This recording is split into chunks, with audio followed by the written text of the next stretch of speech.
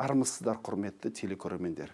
Бүгінгі әңгіме тақырыбы әлеуметтік шиеленістер және еңбек даулары. Соңғы жылдары дүние жүзінде бұл жағдайлар көбейіп баратыр. Бізде де кездеседі. Пайда болу себебі неде? Алдын қалай аламыз, қалай шешеміз? Осы туралы бүгінгі әңгімеде. Бүгінгі әңгімеге қатысып отқан қонағымыз Нұрлан Ерімбетов, Самұрық-Қазына акционерлік компанияның әлеуметтік серіктестік орталығының басшысы. Қош келдіңіз. Саламатсыз. Нұрлан Кенжебекұлы Ерімбетов 1960 жылы Қызылорда қаласында туған. Мәскеу мемлекеттік өнер институтын театр режиссер мамандығы бойынша бітірген. Саяси ғылымдарының кандидаты. 1985-1997 жылдары Қызылорда қалалық және облыстық мәдениет комитетінде, кейін бірқатар қоғамдық орталықтар басшысы қызметін атқарды. 2012 жылдан бері Самұрық-Қазына акционерлік қоғамы жанындағы әлеуметтік әріптестік орталығының бас директоры. Ал өткен жылдың сәуірінде Қазақстанның азаматтық альянсының президенті болып сайланды. Әңгімеміздің алдында біздің сюжет дайындадық, соған назар аударсақ. Ресми мәліметтерге сүйенсек, елімізде жыл басынан бері 10-нан астам еңбек дауы тіркелген. Оның барлығы мемлекеттік органдардың араласуымен бейбіт түрде шешімін тапқан. Жұмыс басындағы жанжалдардың басты себебі төлемақының аздығы мен оның кешіктірілуінен туындайды екен. Еңбек дауларының пайда болуы құқықтық сауаттылықтың төмендігімен де байланысты дейді мамандар. Сондықтан Қазақстанда еңбек қатынастарындағы жанжалдарды алдын алу мен оны тиімді шешу үшін 2011 жылы медиация туралы заң қабылданды. Ал өткен жылы мемлекет басшысы жалпыға ортақ еңбек қоғамын қалыптастыру мақсатында қыркүйек айының соңғы жексенбісін еңбек күні ретінде атап өту туралы жарлыққа қол қойды. Биыл бұл мереке тұңғыш рет 28 қыркүйекте атап өтілді. Нұрлан Кенжебекұлы, әлеуметтік серіктестік орталығын арнайы құрылған және осындай дау-дамайлар болдырмау, алдын алу болған болатын болса, шешу жолдары. Осы бағытта орталық қандай шараларды атқарды? Бұл орталық осыдан 2 жыл бұрын арнайы Шөкеев мырза Самұрық-Қазынаға басшы болып келген кезде арнайы құрды. Сондықтан біз қазір 2 жылдай болды. Қазір барлық Самұрық-Қазына кәсіпорындарының ішіндегі халықтың арасындағы барлық жағдайларды, олардың көңілін бәрін зерттеп отырамыз. Біз байқағанымыз бүгінгі жағдайда адамдардың сұраныстарына қарағанда, олардың көңіл күйіне қарағанда, олардың құндылықтарына қарағанда қазір мен байқағаным былай жалпылама сөзбен айтқанда бірінші орында олардың бір мәселе әділеттілік. Әділеттілік болу керек дейді. Екінші орында олардікі мына жемқорлықпен күресу, жемқорлықты жою. Тек қана үшінші орында олардың жалақысы, тек қана үшінші олардың жаңағы табысы, сол мәселені олар қойып отыр. Көрдіңіздер ғой, ең бірінші орында әділеттілік. Әділеттілік болу керек дейді.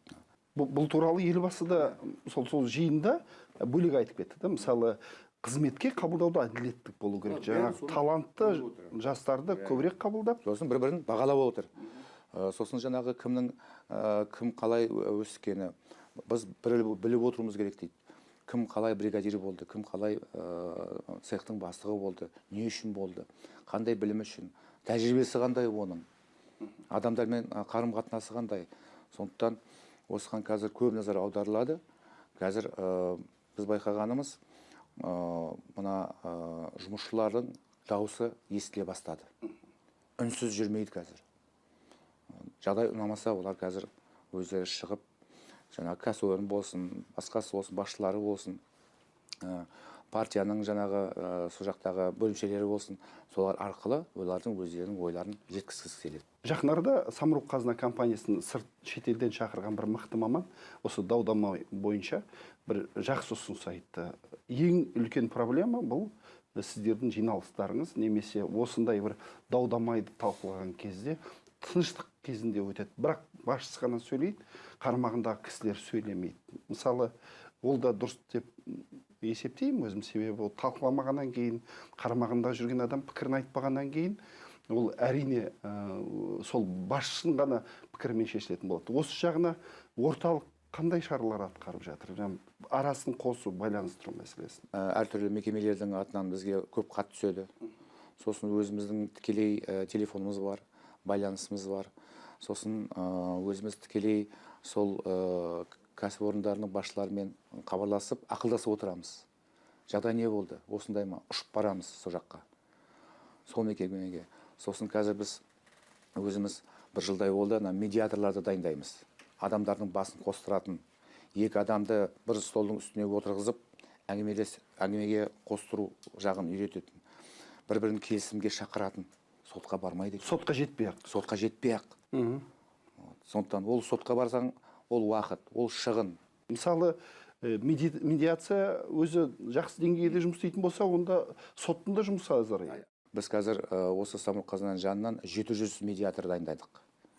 Барлық жаңағы комбинаттарда, барлық заводтарда, барлық бригадаларда қазір 700 адам. Бірақ біз оларды таңдағанда, біз тікелей жұмсақ адамдарда емес. Сол жақта беделі бар, өзінің ойы бар, өзінің сөзі естілетін.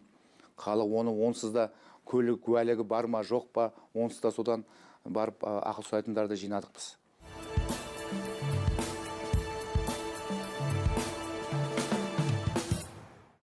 Эфирде Мұрат Әбеновпен ашық әңгіме, сұхбатымызды жалғастырайық.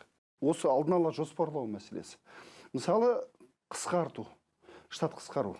Мысалы, алдын ала білетін болса, адам дайындалады. Немесе мекеме алдын ала білетін болса, оған орын дайындайды. Мысалы, жақын арада мемлекеттік қызметкерлер орталығы аппарат 10%-ға қысқарды. Қанша азаматтар ойда жоқ жерде, мысалы, жұмыссыз қалды. Осы мәселені шешу жолдары қандай деп өзіңіз ойлайсыз? Жақын арада сол ұлттық жаңағы кәсіпкерлер палатасымен кездесіп, сол заңға байланысты бір келісімге келгімізге отыр. Қанша уақыт сіз сол адамдар ұстап отырасыздар? Қанша уақыт оларды кейбіреулерді басқа оқуға жіберетіндер шығарсыңдар? Басқа мамандықтар пайда болатын шығар. Дұрыс енді. Ол қысқаратын болса, онда басқа жұмыс тауып беру керек. Көші-қон мәселесі. Ол да бір ел, біз бір елміз. Көші-қон мәселесі. Басқа елге көш, басқа елде осындай жағдайлары бар. Осындай мамандықтар осындай жерде керек болып жатыр дегендей, біз осындай жұмысты жүргізуіміз керек. Самұрық-Қазына компаниясы өздері қаржы бөліп осы жұмыстарды ұйымдастырып отыр. Бірақ сіздермен бірге кім әріптес болып осы мәселені шешу керек? Тек қана мемлекеттік органдар ма? Тек қана жұмыс берушілер ма, жоқ, немесе осы жұмысты жүргізетін басқа ұйымдар болу керек? Әрине, бұл тек қана арнайы құрылған орталық болғандықтан біз арнайы тек қана өзіміздің жұмысшыларымызбен, өзіміздің басшыларымызбен жұмыс істеуді бастадық. Демек, біз мына қоғамдық ұжымдардың да пайдасын көргіміз келеді қазір. Себебі олардың көмегі бізге өте қажет. Біз тікелей тек қана өзіміз жұмыс істей алмаймыз. Себебі біз қазір осы Нұр Отан партиясы, сосын мына Қазақстанның кәсіподағы, солармен қазір бәрімен келісім жасап, өте жақсы қатынастамыз біз.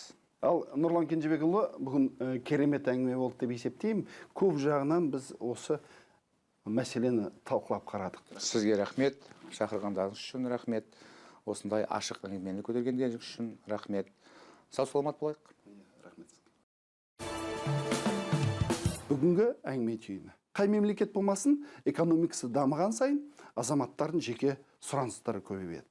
Әртүрлі мүдделі топтардың арасындағы бәсекелестіктің арқасында көзқарастардың текетірестіктері пайда болады.